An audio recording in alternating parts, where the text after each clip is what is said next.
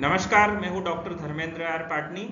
मेरे YouTube channel रेवा academy में सभी का स्वागत है। समाजशास्त्र विद रेवा एकेडमी सीरीज के इस एपिसोड में हम अध्ययन करने वाले हैं समिति अथवा एसोसिएशन के बारे में।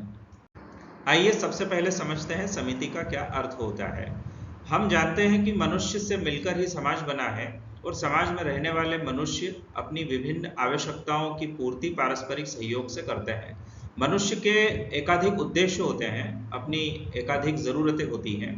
इन्हीं एकाधिक जरूरतों, उद्देश्यों और आवश्यकताओं में से कुछ विशेष उद्देश्यों और आवश्यकताओं की पूर्ति के लिए जब दो या दो से अधिक लोग विचार पूर्वक एक संगठन बनाते हैं, एक समूह का निर्माण करते हैं, और यह समूह, यह संगठन जब मनुष्यों की उन विशेष जरूरतों को, उन विशेष आवश्यकताओं को या उन विशिष्ट उद्देश्यों को पूरा करने का कार्य करता है, तो ऐसे समूह को, ऐसे संगठन को समाजशास्त्र में समिति कहा गया है। समाजशास्त्री मैकाइवर एवं पेज के अनुसार समिति एक ऐसा सामाजिक समूह है जिसे मनुष्यों के उद्देश्यों, हितों अथवा आवश्यकताओं की पूर्ति के लिए निर्मित किया गया है।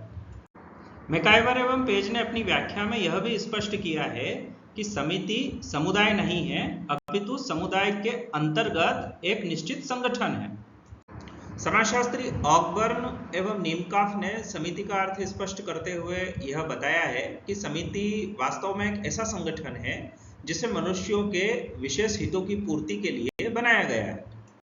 अतः किसी भी सामाजिक समिति का प्रमुख और विशिष्ट उद्देश्य अपने सभी सदस्यों के हितों की पूर्ति करना है, उनकी इच्छाओं की संतुष्टि को प्राप्त करना ही समिति का परम उद्देश्य होता है।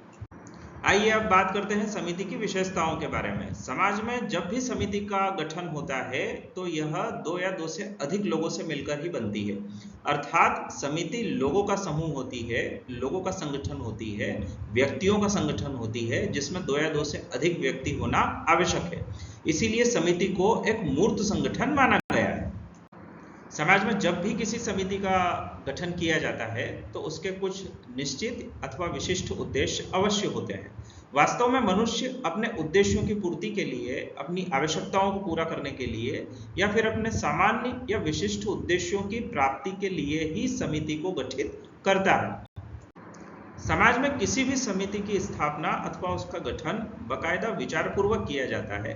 जब कभी भी मनुष्य अपनी कुछ विशिष्ट आवश्यकताओं को पूरा करने के लिए योजना बनाते हैं, दो या दो से अधिक लोगों को एकत्र करके विचार करते हैं, विस्तृत विचार विमर्श के पश्चात उसके कुछ उद्देश्यों को निश्चित करने के पश्चात कुछ नियमों को भी निश्चित करते हैं, तब जाकर किसी एक समिति का गठन हो पाता है।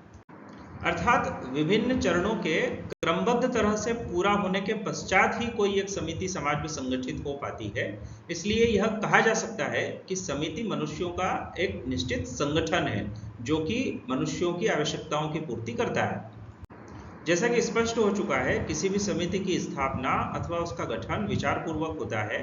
समिति के गठन के पूर्व विचार मंथन की जो प्रक्रिया होती है उसमें समिति के भावी सदस्य हिस्सा लेते हैं और विचार मंथन की इस प्रक्रिया में समिति को कैसे संचालित किया जाएगा, समिति के संचालित करने के लिए किन किन नियमों का पालन किया जाएगा, इस पर भी विस्तृत चर्चा होती है। अर्थात समिति गठित होने से पहले ही समिति के भावी सदस्य समिति को चलाने के लिए नियमों को तय कर लेते हैं। अर्थात समिति के अंदर नियमों की भी एक व्यवस्था होती है, अर्थात समिति नियमों पर आधारित होती है। किसी भी समिति की सदस्यता ऐच्छिक होती है।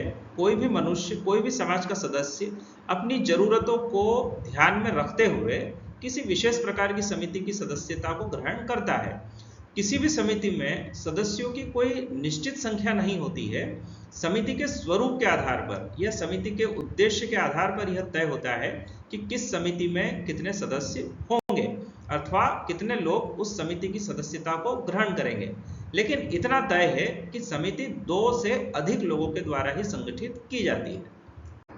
विभिन्न समाजशास्त्री व्याख्याओं में समिति की प्रकृति को अस्थायी माना गया है, क्योंकि जिन विशेष हितों की पूर्ति के लिए, जिन विशिष्ट या सामान्य उद्देश्यों को प्राप्त करने के लिए समाज में किसी भी समिति को गठित किया जाता है, यदि उन उद्देश्यों की प्राप्ति हो गई है, यदि वे हित प्राप्त कर लिए गए हैं, तो फिर समिति स्वतः ही समाप्त हो जाती है, अर्थात समिति अस्थायी प्रकृति की होती है।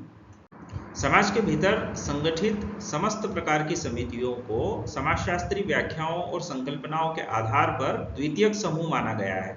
यहाँ पर द्वितीयक समूह होने का यह अर्थ है कि समिति ऐसे सामाजिक समूह है जिसके सभी सदस्यों के बीच में अनौपचारिक संबंधों के स्थान पर औपचारिक प्रकार के संबंध पाए जाते हैं। अर्थात किसी भी समिति के सभी सदस्यों के बीच में जो संबंध पाए जाते हैं वे संबंध व्यावसायिक प्रकार के होते हैं, अर्थात जो भी सदस्य समिति के सदस्य बनते हैं वे सिर्फ और सिर्फ इसीलिए उस समिति के सदस्य बनते हैं ताकि उनकी आवश्यकताओं और हितों की पूर्ति हो सके। जब कोई समिति किसी व्यक्ति के हितों और उद्देश्यों की पूर्ति करना बंद कर देती है तो व्यक्ति भी उस समिति से अपनी सदस्यता खत्म कर लेते हैं। जैसा कि स्पष्ट हो चुका है कि समिति की सदस्यता व्यक्ति अपने उद्देश्यों को पूरा करने के लिए ही लेता है, और समिति चूंकि द्वितीयक सामाजिक समूह है अर्थात यहाँ पर संबंध द्वितीयक प्रकार के अर्थात औपचारिक प्रकार के हैं। अर्थात जब समिति में मनुष्यों की आवश्यकताओं की पूर्ति नहीं होगी तो मनुष्य उस समिति से अपनी सदस्यता समाप्त कर लेते हैं। इसका अर्थ यह है कि मनुष्यों के लिए समिति केवल और केवल एक साधन है, न कि साध्य है।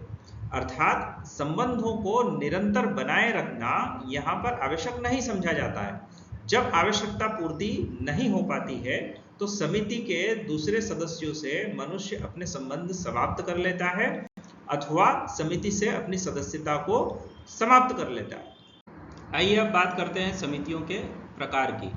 समितियों के कई प्रकार और कई सारी श्रेणियां हो सकती हैं, जैसे आर्थिक समितियां, राजनीतिक समितियां, सांस्कृतिक समितियां, धार्मिक समितियां। यदि हम आर्थिक समितियों की बात करें तो इसके अंतर्गत विभिन्न प्रकार के ट्रेड यूनियंस, मजदूर संघ और संगठन या फिर व्यापारिक दलों के बनाए हुए एसोसिएशन इसके अंतर्गत शामिल होते हैं। रामकृष्ण मिशन और आर्य समाज जैसी समितियां सांस्कृतिक समितियों के उदाहरण हैं। नवदुर्गा उत्सव समिति तथा गणेश उत्सव समिति धार्मिक समितियों के उदाहरण हैं। समस्त विद्यालय, महाविद्यालय और विश्वविद्यालय शैक्षणिक समितियों के उदाहरण हैं।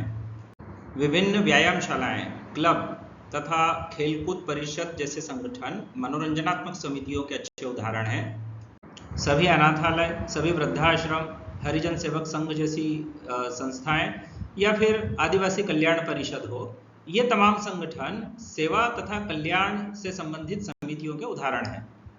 समाजशास्त्री मैकाइवर एवं पेज ने समितियों का वर्गीकरण हितों के आधार पर किया है। मैकाइवर एवं पेज ने दो प्रकार के हित बताए हैं, विशेषीकृत हित और अविशेषीकृत हित। विशेषीकृत हित की मैकाइवर एवं पेज ने 3 श्रेणियां बताई है, प्राथमिक विशेषीकृत हित, मध्यम विशेषीकृत हित तथा द्वितीयक विशेषीकृत हित। प्राथमिक विशेषीकृत हित समितियों के अंतर्गत मैकाइवर एवं पेज ने सभी प्रकार की सांस्कृतिक समितियों को सम्मिलित किया है। मध्यम विशेषीकृत हित समितियों के अंतर्गत मैकाइवर एवं पेज ने सभी स्कूलों, विश्वविद्यालयों तथा महाविद्यालयों या फिर अध्ययन मंडलों को शामिल किया है, अर्थात इसके अंतर्गत समस्त प्रकार की शैक्षणिक समितियां आती हैं। द्वितीयक विशेषीकृत हित समितियों के अंतर्गत मैकाइवर एवं पेज ने आर्थिक उद्देश्यों तथा राजनीतिक हितों की पूर्ति करने वाले संगठनों को शामिल किया है। अविशेषीकृत हित समितियों के अंतर्गत मैकाइवर एवं पेज ने विभिन्न प्रकार के वर्ग संगठनों तथा जातियों से संबंधित संघ तथा संगठनों को शामिल किया है। इसके अंतर्गत मैकाइवर एवं पेज ने आयु समूहों तथा लिंग समूहों को भी शामिल किया है। आइए अब हम बात करते हैं समाज की आधारभूत इकाई परिवार के बारे में। यदि हम कुछ समाजशास्त्री व्याख्याओं को ध्यानपूर्वक देखें तो ऐसा प्रतीत होता है कि उन व्याख्याओं में परिवार को समुदाय माना गया है, क्योंकि व्यक्ति अपना संपूर्ण जीवन समुदाय में व्यतीत करता है। इस दृष्टि से यदि हम देखें तो आदिकालीन परिवार तो समुदाय की भांति हमें दिखाई पड़ते हैं, किंतु आधुनिक परिवार समुदाय की भांति हमें नहीं दिखाई पड़ते हैं। यदि हम दूसरे दृष्टिकोण से देखें तो हम स्पष्ट रूप से यह निष्कर्ष पर पहुंचेंगे कि परिवार की स्थापना चूंकि विभिन्न उद्देश्यों की या विशेष हितों की पूर्ति के लिए ही की जाती है, इसलिए परिवार समिति अधिक दिखाई पड़ता है, न कि समुदाय।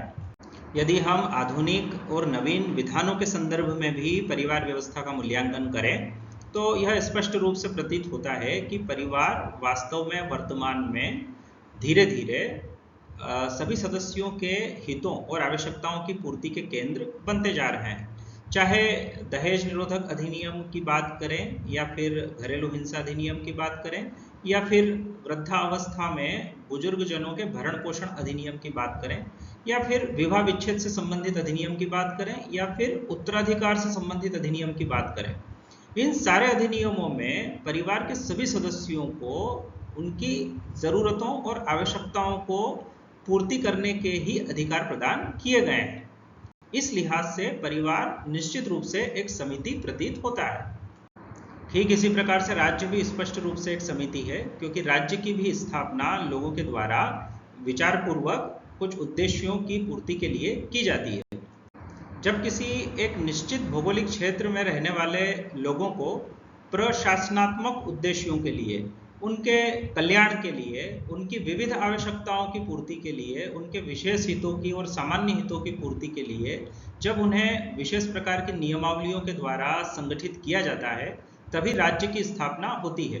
अर्थात राज्य लोगों के सिर्फ और सिर्फ हितों की पूर्ति के लिए ही बनाए जाते हैं, इसीलिए राज्य को समिति के अंतर्गत शामिल किया गया है।